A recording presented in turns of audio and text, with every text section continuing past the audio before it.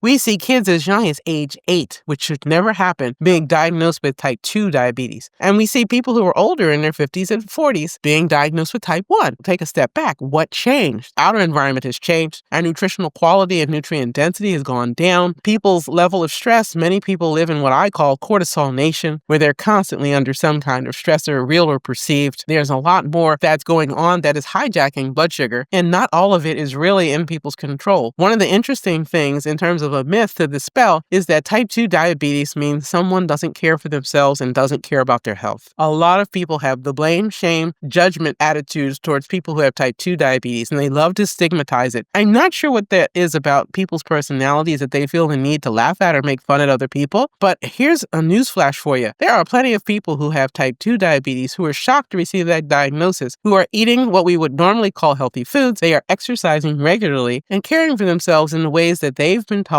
are healthy, but clearly are inadequate in their specific situation. For the vast majority of people today, it's a different conversation. It's more nuanced. It could be from the stress. Maybe they had a really rough time with their business and it's just collapsed. We have various catastrophes in terms of weather, wildfires, hurricanes, tsunamis, whatever it may be, things that are obviously not in people's hands that provide a severe amount of stress and displacement. There goes your blood sugar. What if they were divorced and they got a shock in their personal relationships? What if they were exposed to a virus that caused the onset of type 2 diabetes? All sorts of things that can happen. What if they live by, let's say, oil refineries or other things that we know that spew toxic material into the air and the water, and they've been exposed to that maybe in their childhood? There's lots of ways to get to that diagnosis. So please avoid being judgmental and stigmatizing people. You haven't walked in their shoes. You don't know their story. I'm talking also to clinicians who might be listening and watching, because I've noticed some of our colleagues will paint someone with a very broad brush and never give them the respect of at least listening and finding out what happened. Then we could talk about the crazy crap that's in the foods, so that if you ever eat anything that's processed, really any of it, if you look at the labels, all of that chemical soup that's on the labels of these products, much of it is meant to stimulate your appetite and leave you feeling unsatisfied, so you're never satiated. They love to mix up those foods via their perversion, I feel, of food scientists, so that you want to have more and more and more. And then you're like, whoa, I only meant to have 2 or 3 of these particular cookies or chips. And my God, I just plowed through the whole bag and I want another one. Why am I not full? And you're spinning out of control. I feel like it's not fair to poison people and then blame them for the problem. Dr. Mark Hyman, he came and spoke at a summit that I was at, and he actually goes to DC to try to do some of this in the food industry. Because you're right, the scientists are in the labs actually trying to make something look, smell, feel, to create this desire. They're figuring out, like, how do we trigger, how do we stimulate that desire for more and more and more? It's really sad. Who are these people that have these jobs? Who are the people in these companies that are making the cereals for kids with the fake colors that the rest of the world doesn't even allow in their food supply? You look at the world, especially in Europe, there are things they wouldn't even allow to come in their food supply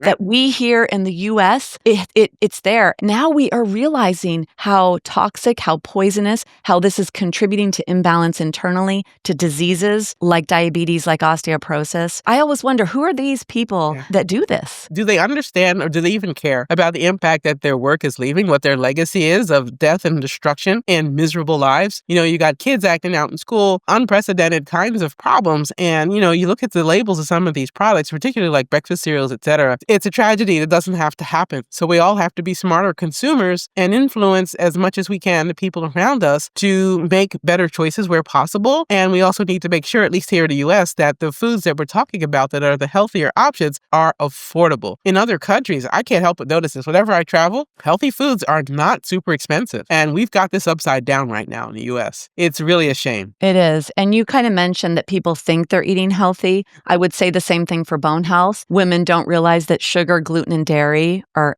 triggering inflammation. I'm imagining even in diabetes, that might be the case. Can you give us a little what your suggestions or recommendations are for food, or even tell us what some of the foods are doing that are exacerbating the condition? It's so great that you bring up the issues with sugar, gluten, and dairy. I've got a book coming out in January 2026 about diabetes and fix your blood sugar, right? In fact, all of the recipes that I have in the book, we contain no dairy, no gluten, no sugar. I have 4 food groups that I talk about, and that's one more than what the USDA likes to put forward, right? So we've got our proteins, and we can have plant-based source meat, fowl, seafood options there. We certainly have our healthy fats. We have our carbohydrates. We split those in two. We have what I call the resistant starch, slow burning, healthful carbohydrates. And then we have the blood sugars roller coaster, not helpful carbohydrates like plain sugar and its friends. And then finally, the fourth category I've added, and some people might say I'm cheating, but I think it's a good way to think about it, which is fiber. Just like active working muscles for exercise, both of those, right? Fiber, active working muscles are blood sugar sponges. What do I mean by that? It helps you to get to and sustain a healthy blood sugar level. I advocate, for instance, having leafy green vegetables as part of breakfast, lunch, and dinner as a simple way to cover the fiber base, even when you're traveling. These days here in the US, you can get a little box of salad greens already pre-washed, anywhere $3 to $5. I even see them in small corner stores, little family markets, bodegas, more access for more people wherever they may live and however they may live. So it's easy to get those vegetables in. And in doing that, you're absolutely laying the foundation for a healthy blood sugar level. You're making it easier for your gut microbiome to keep your blood sugar in a healthy place, to have your nutrients, I'd like to say, organized so that the good ones are promoted and you're making more of them. And this is going to nourish your bones. Your bony matrix is going to say, thank you. This is all good stuff. One of my main courses that I offer is Healthy Gut, Healthy Bones. Mm-hmm. And one of my main lifestyle suggestions and recommendations is 30 grams per day of fiber. I love that you said it's a blood sugar sponge. It's also the brake, instead of the gas pedal, it's a brake. It slows down what's happening in your gut. It feeds good beneficial gut microbes that maintain your mucosal barrier so you don't trigger inflammation in your gut, which is a root cause of so many diseases, including osteoporosis. When people are diabetic, if they're counting carbohydrates, you actually typically subtract the fiber grams because that is kind of buffering off the speed at which the food gets converted to sugar in your blood. Well said. That's absolutely right. It's such a friend. It's a way to get 2 for 1. You're nourishing your gut. You're feeding those healthy microorganisms in your gut. You're also slowing the release of whatever blood sugar content in your meal might be there. You're also helping your cholesterol, for those of you concerned about cholesterol. It's really just a wondrous thing. You check a lot of boxes if you can get that kind of a habit going. And if you get disrupted, if you have to travel all of a sudden, get back on track as soon as you can, because you can feel it in your own body. You know you're feeling better. Your bowel movements will be more regular. Therefore, the trash goes out, right? Like it's all good. Nutrients can come in, the trash goes out. We good. We love it. This is the way we want things to work. Beverly, you know what I say? Eat a dump truck, because the fiber becomes the bulk or the dump truck that actually all the stuff that you don't need anymore in your colon goes onto, and that becomes your stool the next morning. So I say eat a dump truck.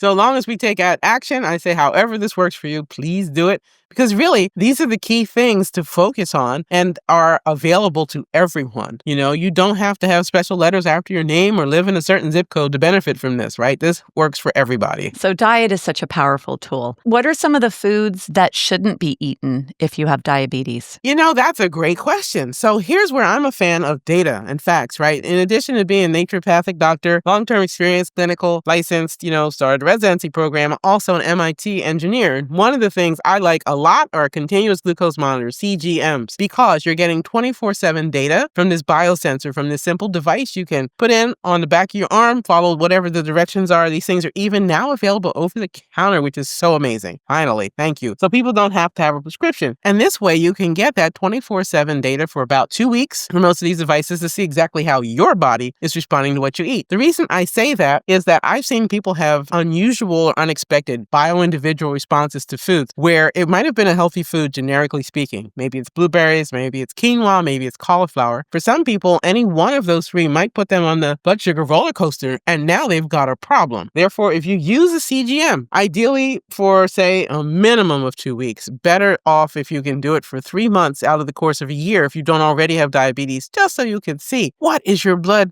sugar doing, especially when you're asleep. Here's the deal. When you're asleep, as soon as your head hits that pillow to when you awaken in the morning, your blood sugar should reset. Why? Because you're not eating, you're not drinking. It is a natural fasting window. There's no special magic here. That's how we're built. And if it isn't, you need to see what's happening right before you're going to bed and when you're asleep. Because if you're one of these people who has blood sugar spikes in the middle of the night, whether or not it's part of what's called the dawn phenomenon, you need to know about that. So I can't really sit here with integrity and say one list is a one size fits all. This is healthy. But those 4 categories of food, that absolutely I can say. If you enjoyed this clip from Stronger Bones Lifestyle, be sure to check out the next video. or dive into the full podcast episode, before you go, hit that subscribe button so you don't miss a thing. Thanks for watching, and I'll see you in the next video.